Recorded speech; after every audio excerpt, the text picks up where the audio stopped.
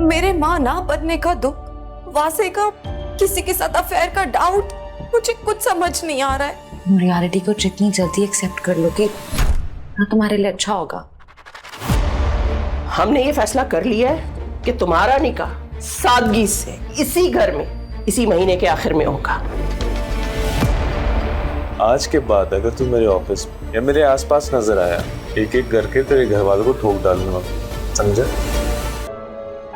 और खाना खिलाऊंगा।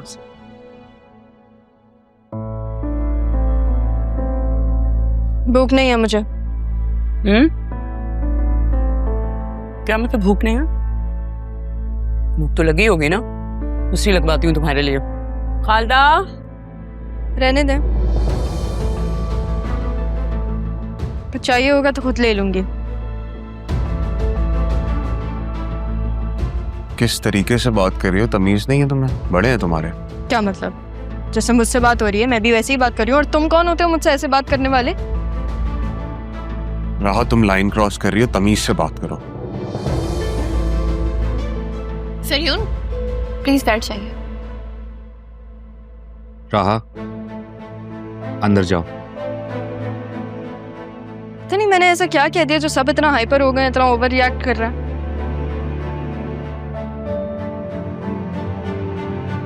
राहा, सरयून मेरे शौहर है, इस घर के दामाद हैं, इस तरह बात नहीं कर सकते तुम इनसे। किस्मत पता नहीं इंसान को क्या क्या दिखा देती है। तुमने जो कारनामा अंजाम देना था वो दे चुकी हूँ, और किस्मत इंसान को वही दिखाती है जो वो देखना चाहता है। अब इन दोनों की जान छोड़ो, उनकी खुशियों पे नजर मत रखो। अच्छा, मैं इन दोनों की जान छोड़ दूं जैसे वसीम अंकल ने मेरी माँ की जान नहीं छोड़ी थी और अभी तक उस एंगेजमेंट के टूटने का दुख बना रहे हैं वो।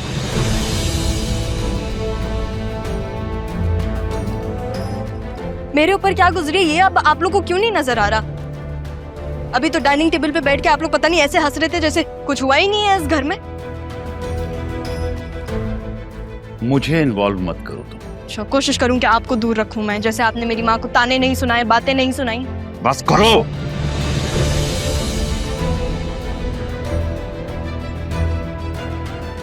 एक लफ्ज मत बोलना। अंदर जाओ फौरन, अंदर जाओ। राह जाओ प्लीज।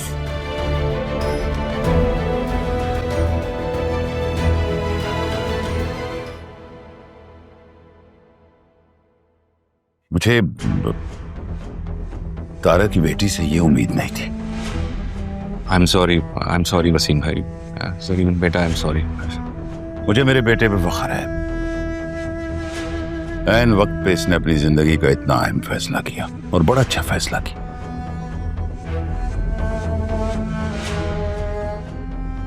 और अदील, आप और भाभी ने बतूल बेटा की बहुत अच्छी परवरिश किया, बहुत अच्छी।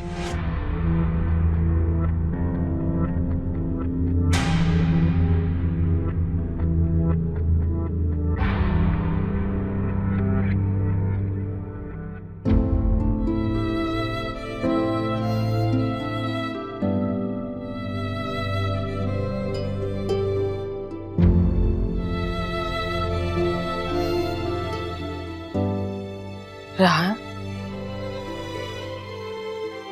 क्या हुआ? मामू ने मुझे डांटा, अपनी बेटी के लिए वो मुझ पे चीखे। पहली दफा। क्या हर बाप अपनी औलाद के लिए ऐसा ही होता है? क्या अदील ने क्या कहा तुमसे? मेरी बात का जवाब था। अगर मेरा बाप यहाँ होता तो वो भी मेरे लिए ऐसे ही होते। ये सब कुछ तुम्हारे बाप की वजह से ही तो हुआ है। मेरी गलती की सजा तुम काट रही हो। बस सब्र करो राह, सब्र से बड़ा अजर कोई नहीं। कैसे करूं सब्र? जो लोग मेरा हौसला थे वो मुझे एक अजनबी के तौर पे देख रहे हैं। यही लोग तो मुझे हर बात पे मेरी मनाते थे, अब ये लोग मेरे साथ कैसे हो गए? मैं कैसे करूं हौसला? और मैंने किया क्या है? कसूर क्या है मेरा? तुम्हारा कोई कसूर नहीं है राह। कसूरवार तो मैं हूं। कब तक आप अपने आप को कसूरवार ठहराएंगी? अब नहीं, मैं हूं ना आपके साथ, आपको सहने की कोई जरूरत नहीं है।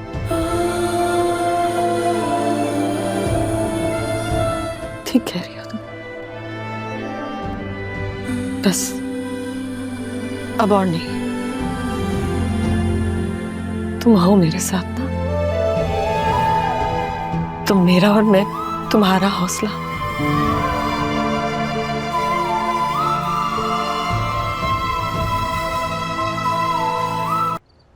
अंदर की फुटेज मिल गई है, वो इस यूएसबी में है, और बाहर का कैमरा आउट ऑफ ऑर्डर है।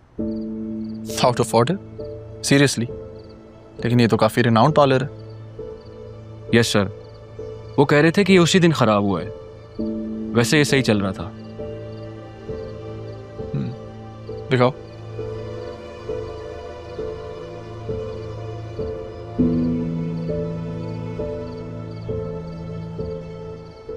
ये लड़की पार्लर स्टाफ की नहीं लग रही, इसने यूनिफॉर्म भी नहीं पहना हुआ।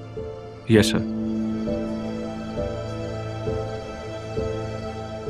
बाहर का कैमरा खराब है, लेकिन अंदर का तो ठीक है।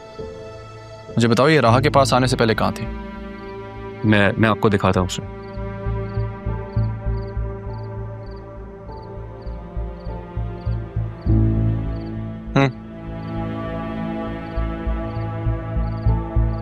सुनो जुबैर, मुझे इस लड़की की सारी डिटेल्स चाहिए एज सून एज पॉसिबल।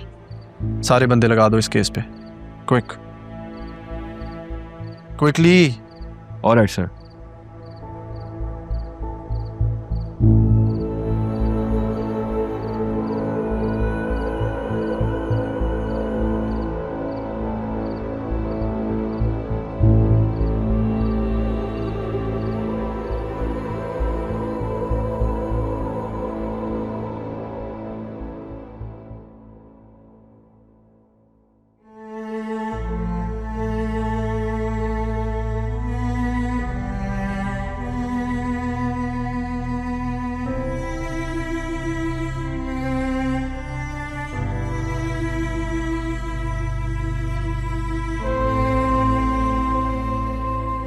अब तक नाराज हैं क्या? मैं कौन होती है नाराज होने वाली? प्लीज अम्मी, ऐसा तो मत करें। रोज शर्मिंदा हो रहा हूं मैं। और जो तुम्हारी माँ को सारी जिंदगी शर्मिंदा होना पड़ेगा, उसके बारे में क्या? आपको क्यों शर्मिंदा होना पड़ेगा अम्मी? आपने थोड़ी कुछ किया। ऐसा कुछ नहीं हुआ जो आप समझ रही हैं अम्मी, मेरी बात का यकीन कर। मैं कर रहा हूं ना इंटरोगेट इस मामले को। ये मामला इतना सीधा नहीं है जैसा आपको लग रहा है। मुझे तो ये समझ नहीं आ रही कि कोई एक्शन क्यों नहीं ले रहा।